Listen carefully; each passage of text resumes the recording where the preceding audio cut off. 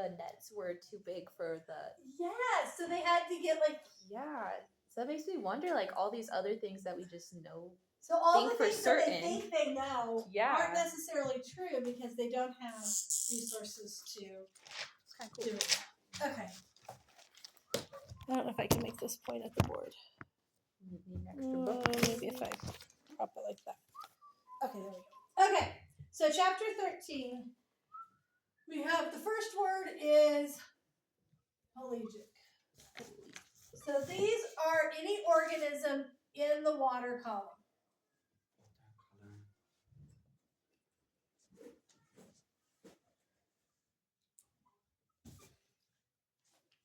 So anytime we have an organism that's just in the water column, this is going to be pelagic. And then this chapter specifically talks about epipelagic. These are going to be from about the surface to 200 meters.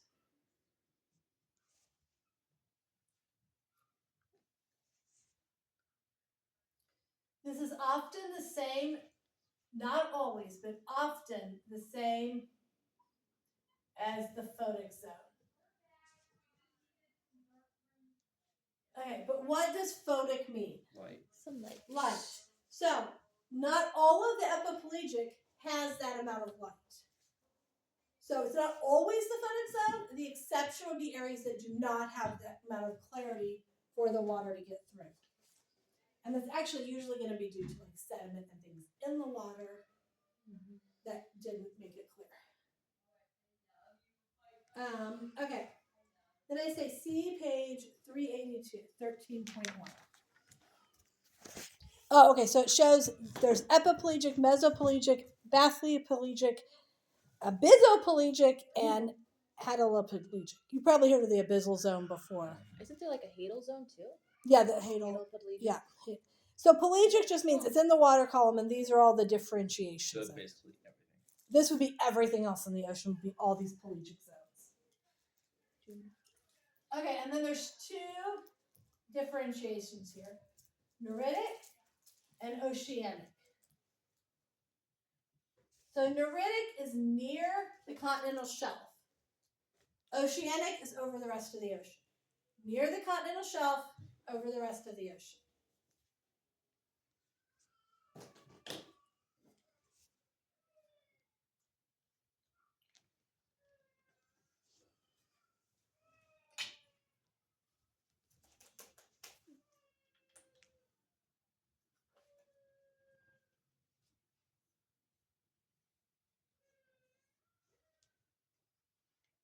Okay, and the life that is in here.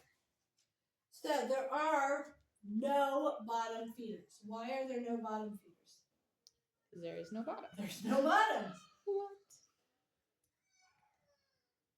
Because if you're that far down, you're either on the continental shelf and you're one of the continental shelf communities, or you're at the bottom of the ocean, and so it only goes to that 200 meters. So there's no bottom feeders. There are suspended feeders.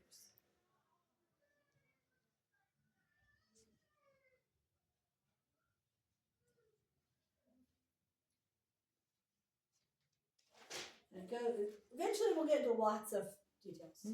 Yeah. Okay, so some examples are, talks about manta rays.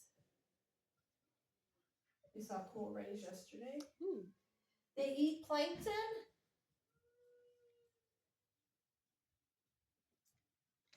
Crustacean. So when I say crustacean, what do we think of? Crabs. Lobsters. Lobster. And small fish. So plankton, remember plankton is anything that's just floating through the ocean. I have to remember that myself as I'm reading this.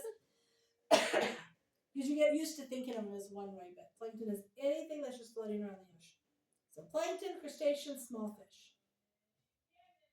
fish. Okay. So we have this energy, like the food web energy, but remember, none of it, they can't get any energy from the bottom. So things die, soak to the bottom, and it's like this zone's just like losing its energy, right? So yeah, the energy goes to the other zones because the animals die, they go down, or they get eaten by another animal that then lives on the bottom. So we kind of lose energy that way. But it gets cycled back in other ways. So we'll come back to that. But it can kind of lose energy that way. Okay, we have a lot of photosynthesis that occurs here, right? Because it's in the photic zone. Because it's in the photic zone. So we get lots of photosynthesis because the sun can reach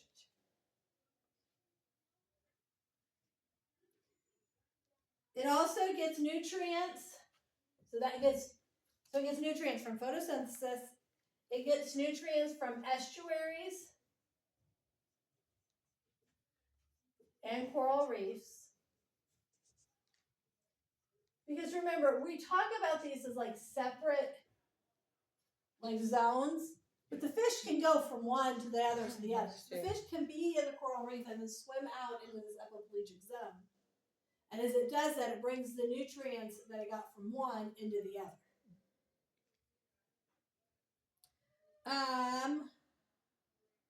Okay, so obviously, if you're getting it from estuaries or coral reef, you would be a neritic epipelagic because you're going to be by the continental shelf where you can be close to it. If you're in the oceanic, you're not close enough to an estuary or coral reef. Okay, so the oceanic ones have no outside nutrients. Okay. So we have phytoplankton.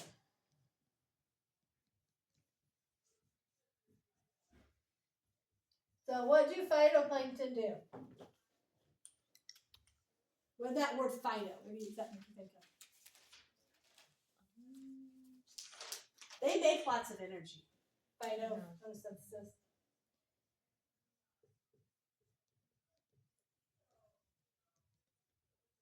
Okay, they make lots of energy. These do almost all the photosynthesis in the epipelagic zone. So there's not a lot of plants, especially in the oceanic area. Think about it. There's no place for plants to root or to be stable at. So almost all of the photosynthesis in the epipelagic zone is done by phytoplankton. Half of all primary production of the world is done by phytoplankton. Half of all the primary production of the world is done by this phytoplankton. Now the opposite, the other one we're going to talk about is zooplankton, which are going to be animal-like. They don't make food. So phytoplankton makes the food. Okay, so a couple of, now, in your book, let's see what page that's on. There is a picture of the different sizes on 385. Yeah. So we have the microplankton, the nanoplankton, the phycoplankton, and the spermatoplankton. And that little U there, it's not a U, but it means micro. And I wrote that down. Hold on, what did I? It is super, super small. 1/1,000,000th of a meter. Oh, wow. So if you think of a meter stick, it's 1/1,000,000th of a meter. Yep. So super small. That's what that. That's crazy. Okay. So we have diatoms and dinoflagellates. Now you gotta remember, as weird as this sounds, these are the bigger ones of the phytoplankton. Yeah. So these are called the microplankton.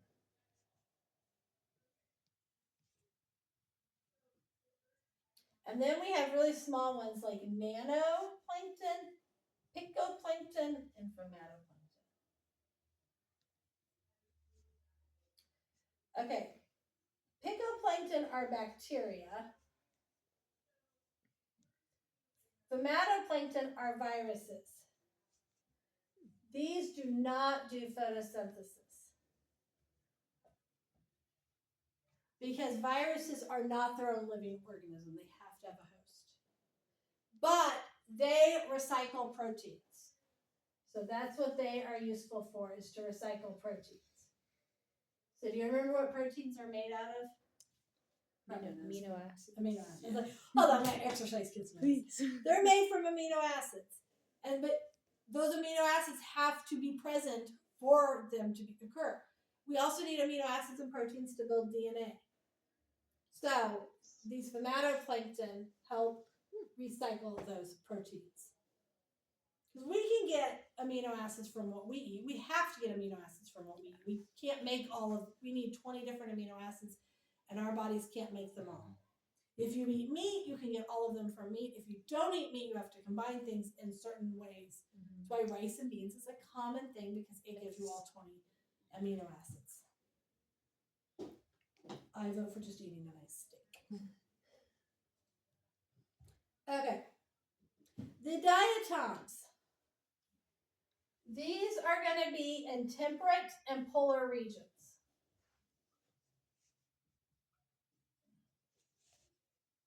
The dinoflagellates are going to be in tropical regions.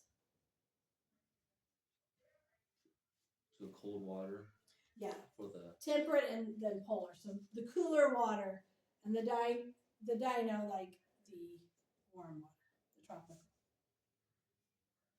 The nano and pico are all areas.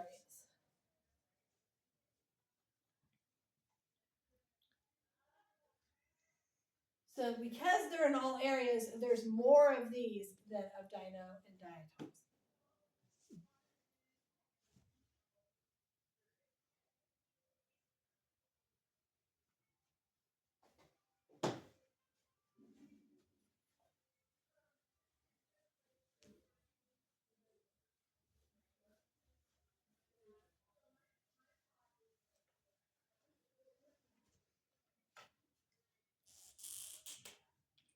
In areas, we also have some cyanobacteria.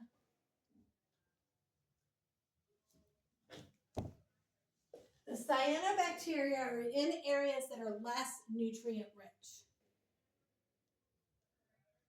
because they can fix their own nitrogen. Because they can fix that nitrogen, they don't have to have as many nutrients available to them. We'll finish this little section.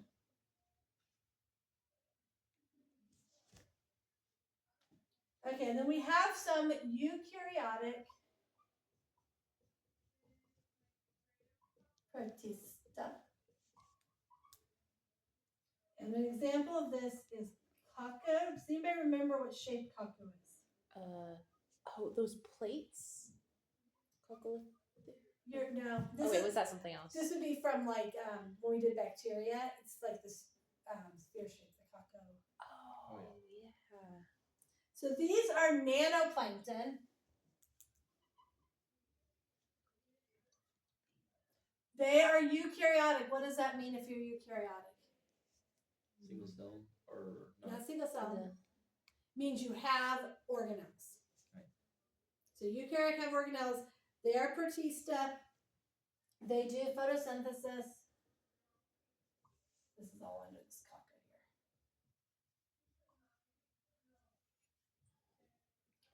here. They do photosynthesis. They are armored with calcium plates.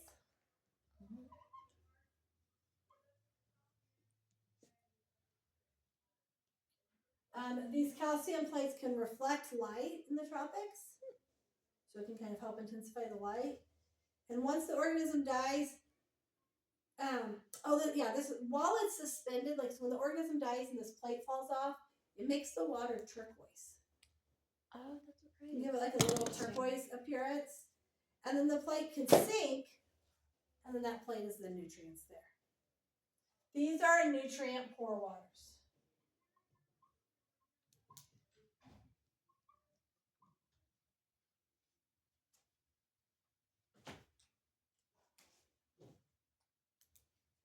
Okay, we will stop there. Okay. Because we need to